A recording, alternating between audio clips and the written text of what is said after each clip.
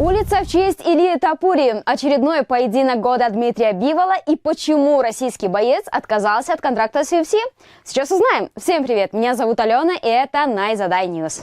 Герой недели Илья Тапури. В честь непобежденного экс-чемпиона UFC в полулегком весе назвали улицу. А появилась она в испанском городе Толедо.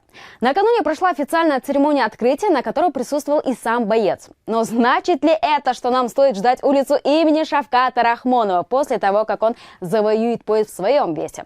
А еще Илья сменил прозвище. Он больше не Эль Матадор. Он теперь легенда. Что думаете по этому поводу? Делитесь в комментариях. Усман возвращается в игру. Нигерийский кошмар строит планы по захвату титула. Похоже, Камару Усман снова проснулся в боевом настроении. И не просто с утра, а с амбициями на золото. Экс-чемпион UFC в полусреднем весе всерьез нацелился на реванш за утраченную корону. И уже составил свой лист ожидания, кого бы отправить в отпуск без пояса. В шорт-листе Усмана Шон Брэди, Шавкат Рахмонов и Хоакин Бакли. Особенно Камару Усман загорелся идеей подраться с Брэди. Мол, если тот прошел одного чемпиона, пусть попробует пройти другого. И спойлер от Усмана: не сможет. Победитель нашей с Брэди встречи должен идти за титулом. Но чтобы быть честным, вы поняли, он просто не пройдет меня. С легкой уверенностью заявил Усман в подкасте Pound for Pound. Что думаете об этом, друзья? Когда непобежденный чемпион мира Шакур Стивенсон говорит, что бой может войти в историю, стоит прислушаться. В интервью с Сикар Толк американец заявил, что хочет видеть на ринге Дмитрия Бивола и Дэвида Бенавидеса. Не просто как соперников, а как претендентов на звание абсолютного чемпиона в полутяжелом весе. Это может стать одним из лучших поединков в боксе. Я ставлю на Бивола, но с таким давлением, как у Бенавидеса, не каждый может справиться. Он зверь. Бой будет близким, отметил Стивенсон. Интрига крепчает. Бенавидес уже заявился в новую весовую категорию и рвет всех с той же яростью. А Бивол давно доказал, что может остановить любую машину. Вопрос лишь один: когда и где это случится? Реванш Анкалаев-Перейра может состояться в августе, друзья. Магомед Анкалаев в социальных сетях заявил, что уже получил предложение на реванш с Перейрой в августе. Сам Перейра сейчас взял небольшую паузу, но полностью уверен, что его следующим соперником будет Анкалаев.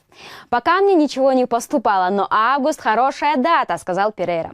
Как только придет контракт, я его подпишу. Также экс-чемпион подтвердил, что вышел на бой с травмой и вирусной инфекцией.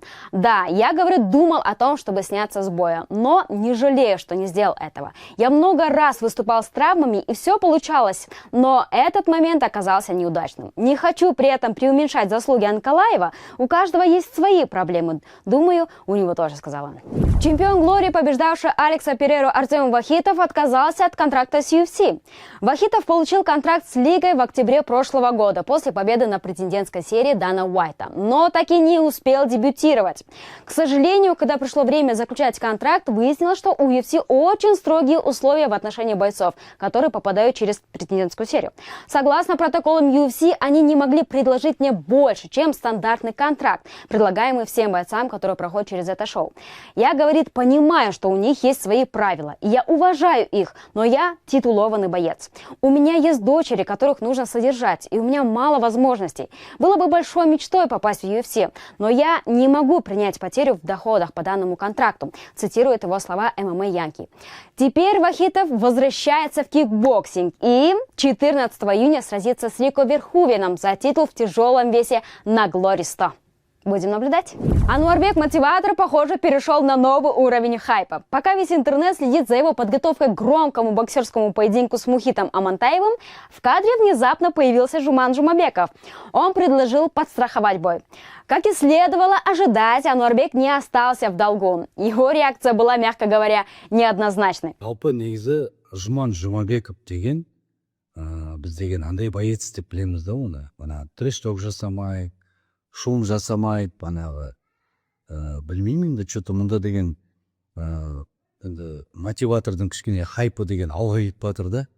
Соны возможности пайдаланып, кішкене деген бір хайповать ету керек па деген ой келіп жатыр да басыма. Насчет меня хочет хайпануть па деген бір ой келіп жатыр деген басыма ой келіп тұр да. Жұмеке, мен саған бүйтіп айтайыншы. Родной, өзің хайпыңды өзің жасап ал. Жұман. Енді білеміз, молодец, конечно, жақсы боецсың. енді трэш-ток анау мынау басында кішкене қолдамаймын дедің, шум жасамаймын, ондай емеспін. Енді что-то мында насчет меня хочешь хайпануть, что ли, мен что-то түсінбедім да. Енді сен андай қылып видео шығарып жатсың да, это мотиваторды бүйтіп құлатайын ба деп историяға шығарып жатсың да, бір емес екі видео шығардың. Жұмеке, сен деген неманы қырғыз боецпен шыққанда деген нема өзің деген страшно ұйықтап қалдың ғой. Қалай ұйықтап қалғанын ұмытып қалдың ба не, сен мені көтеріп алып кетті да. Неге? Потому что өзің ошибкың да сен. Сен өзің айттың да, мен өзім менсінбей қалдым да оны деп.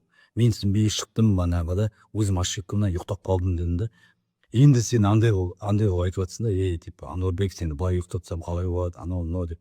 Жеңіс нокаут ол Аллахтан. Олай высокомерить етіп тәкаппарлауға болмайды да. Енді бәріміз де құладық. Ничего страшного, ол любой адам құлайды. Бүгін мен құлай, ертең сен құлайсың, например. Онар күні біреуді құлатасың, например, да. Сен өзіңді білесің ғой, өзің құлаттың, өзің ұйықтадың, содан кейін басқа біреуді құлаттың да банаға. Так что солай. Жұмеке, мен мотиватор бойдан қашпайды, сен білесің. Мен соперник таңдамаймын, мен любойыме шығам. Самый главный чек. Сенде де құр бермешелге шықпайтын боларсың, мизерный ақшаға. Ақша саған да керек, маған да керек, например. Ол ақшаны алып барып біз семьямызды асыраймыз. Қолымыздан келгені сол, басқа дым істей алмаймыз, например. Дұрыс емес па? Так что так не надо высокомерить. Хочешь хайповать? Я тебе дам такой возможность. Бір ауыз сөз ғой, грамотно хайповать етіп істеп береміз да. Анау мынау ол дешевый әңгіме, андай так. Жаңа Ануарбектің салған көрдім. Ссылка болып қойып, соған арнайы менің нокаутымды түсіп, соға сап қойыпты бұл жігіт. Ол пәлен майжылы болған нокаут. Ол нокаут кестеріңізді сала кетсем, жігіттің құлаған болатын найзадан белбеуді қорған кезде. Мен ол кезде өзімнің қателігім үшін құладым да. Ол жігітше мойындаймын. Қолым түсіре бастадым, ойнай бастадым, жаңағыдай менсінбеушілік болды. Бірақ сен өзіңнің тілің үшін құлағанды ұмытпасайшы, Магадан білесің ба? Конференцияда газовать еттің, дәл осылай хайп жасаймын деп. Мага алды да сен бүкіл хайпыңды алып алды конкретно айтқанда. Сені ұйықтатып, сол жерде қорылдатып, будильнигін бойып конкретно. Сен тілің үшін ұйықтадың, соны ұмытпа. Мен саған соны жеткізейін дегенім жай. Словесная перестрелка вылилась в настоящий вербальный фейс-офф. И кажется, конфликт между двумя яркими персонажами казахстанского ММА только набирает обороты. Вопрос теперь один. Мотиватор дерется с Мухитом или с Жуманом, или с обоими по очереди? И что вы думаете по этому поводу? Цифра дня 4. Казахстанские борцы греко-римского стиля завоевали 4 медали на чемпионате Азии в Оммане. Среди них 2 серебра взяли Омар Сатаев в весе до 82 килограммов и Алимхан Сыздыков, который выступал в категории до 130 килограммов. А также 2 бронзы. Ибрагим Магомадов и Шамиль Ожаев заняли 3 место в весах до 77 и 87 килограммов соответственно. Сердечно поздравляем вас! В ночь с 29 на 30 марта в столице Мексики пройдет турнир UFC Мехико. В главном бою встретятся Стив Эрцик и Брэндон Морено. Изначально соперником Стива должен был стать Асу Алмабаев на UFC Vegas 103. Но лига сделала несколько перестановок и свела Эрцига, который занимает 8-е место, со 2-м номером Морено. Посмотрим, что выйдет. На этом у нас все, друзья. Если вы еще не подписаны на нас, то смелее жмите на кнопку подписаться и ставьте лайки. Спасибо, что вы с нами. Всем пока.